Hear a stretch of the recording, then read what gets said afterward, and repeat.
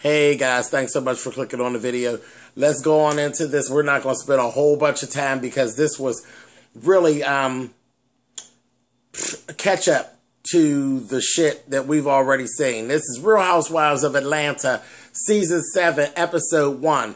We roll right in to this on the Apollo and Phaedra and his 8-year sentencing and all of that. Quite honestly, I got so tired of actually hearing it in the news that I don't know. I didn't know.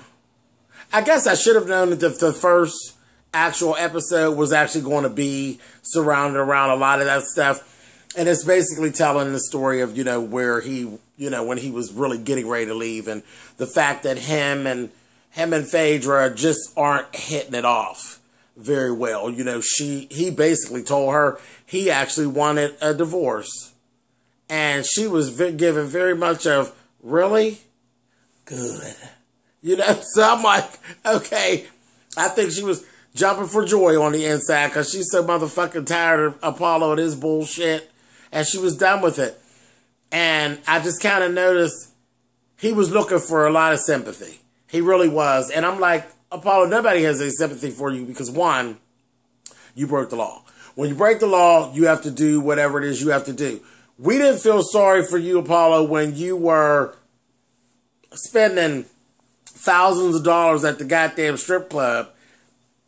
I wasn't, that was cool for you, but I wasn't feeling sympathy for you, just like, you weren't feeling sympathy for me. When I had to pick, if I'm piecing together my car note, you throwing $3,000 or $4,000 away. No, I didn't feel sorry for you. And now that you got to take your ass to jail about that monkey shit you did to be able to throw $3,000 or $4,000 away, I don't really feel sorry for you. I don't feel, I'm not happy that it happened to you, but I don't feel bad for you either. You did the crime. You got to do the time. And in the process, you're going to done fucked up and lost your wife. It is what it is. I don't know what you want from her. She's a lawyer. She has to keep her name as clean as possible. I just don't see it. And there's people that don't understand her. Todd was going back and forth where he didn't understand why she wasn't being down for him. She is a lawyer. She has other businesses as well. She's going into this whole funeral home business. Her name needs to be as squeaky clean as possible. I'm not going to fuck me up with you and that fugitive shit. You stealing folks' money and carrying on. And you know what, quite honestly, I don't see how she couldn't have known. She knew. Come on. But again, would I admit that I knew? Hell no. A dumb bitch to admit that they knew. You know what goes on inside your house for the most part. You know good well if your man is working at the motherfucking 7-Eleven, he ain't got no $3,000 to throw away at no goddamn strip club and can't be driving no Range Rover or shit like that. Working at the 7-Eleven, selling shit, pops and shit, chicken dinners and shit like that. But again, would I be the dumb bitch to sit around and say, oh yeah, I knew someone right? No, I would not. I'll be spending that money, kissing him on his cheek and keeping it the fuck moving, just like the fuck Phaedra did. And now you fucked up and you got fucked up and got caught all up in it. Phaedra's doing just what she's supposed to do. The latter, keeping it the fuck moving. Marriage over. See you, boo. Y'all always be attached to him because y'all got the 2 little boys. But all that running back in jail to see you, ciao, bye. Bye, Apollo. What you gonna do for her?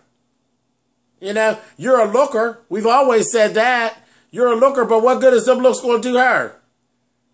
Next time she see you, you probably look totally different. The piece ain't gonna be working the same way it worked or none of that. 8 years from now? Ciao, please. Huh? Bye, Apollo. See you around, boo. Anyway, and that's enough of that. Moving on. That damn Candy was cutting a fool. I said, look at Candy's lipstick got just as loose this season. She just rolled out. I was looking at different things that she said they were flashing little things from her. That goddamn Candy's crazy. She's just as crazy. She told that damn goofball that I can't stand, that damn cotton ball with the wig on, Portia. She said, girl, you had anybody suck them new titties yet? I was like, Candy, okay. Then she turned around and told Phaedra, you know, she said about Phaedra, she said, I was surprised that she didn't kind of stay in it, you know what I mean? She understands it, but she didn't, you know, she said, shit. She said, Hillary Clinton stood right there with Bill Clinton when he got his dick sucked. I'm like, no, that's not what happened. Not like that, but just the same, I understood what she meant. And I was like, geez, Candy, you couldn't say that no nicer than that. But, you know, again, Candy is definitely Team Phaedra. You know, them two are actually really friends.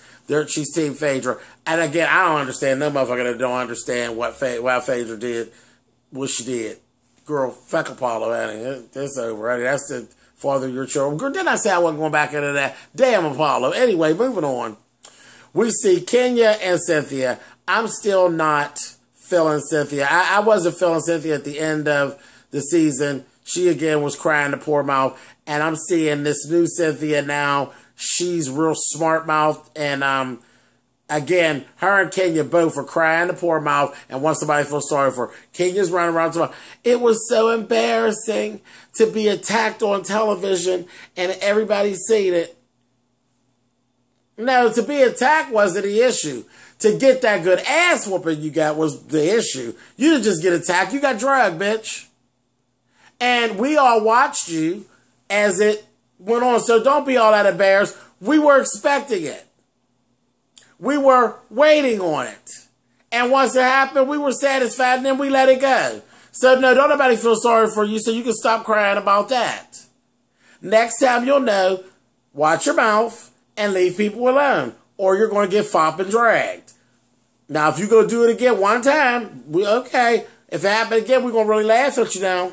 Anyway, and Cynthia's just carrying on, talking about her life is so much better now without Nene. Even her marriage. Well, girl, why would you even let Nene up in your marriage like that to the point anything going on with Nene is fucking with you and Peter? I don't understand that. I don't understand that at all. There ain't a goddamn thing going on with me, and none of my friends is going to fuck with me and my Peter. I just, you the dumb one. Because I bet you and whatever you had going on didn't fuck with her and Greg. Moving on. Just foolish. But both of them whores want apologies. Anyway, moving on. Greg and Nene, they were in Vegas. She's actually dealing with Cirque du Soleil. And she's doing this whole thing where she's a madam and she does this orgy scene. And, she gets in her bag where she's like, oh, I'm so uncomfortable, this, that, and the other. It's like, Nene, cut it out. Just cut it out. But that's Nene. Y'all know how Nene do. And that's basically really all that went on. Next week, I know it's going to pick up because I'm sure we're going to meet some new cast members and see what some of the other girls are actually doing. So I'm really looking forward to next week. You know what? They were on so long, it looked like they never went off. But I'm kind of glad they're back on, to see what's going on. Because they always keep it kind of spicy. So I'm glad they're back. And I think it's going to pick up next week. Real quickly, Nene was on Watch What Happens Live with Andy Cohen later on in the evening. I don't know what this makeup job was about, but my poor Nene had this blonde wig on, baby. He kept saying she was giving an ode to Marilyn Monroe. The hair I could deal with, but that makeup, baby, they had Nene looking like Wonder Woman. I said, what is going on with that highlighter? It was giving, ooh, I said, girl, stop it. Stop. So I don't know what it was. Her highlighters were really bright, and then her contouring was really dark. It kind of looked like she had a mask on. It was just too much makeup. You know what I mean?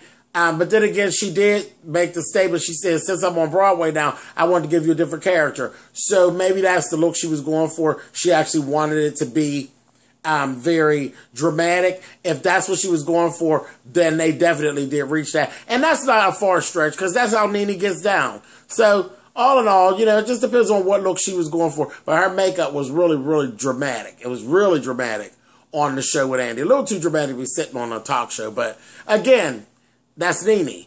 And that might have actually been the effect she was going for. So it is what it is. But they're back, guys. I'm excited. We will be on. I will be reviewing it. And hey, is what it is. You know how we get down. Thumbs up or thumbs down. You guys know how that works. I'll see you guys with this next Sunday. All right. Bye, guys.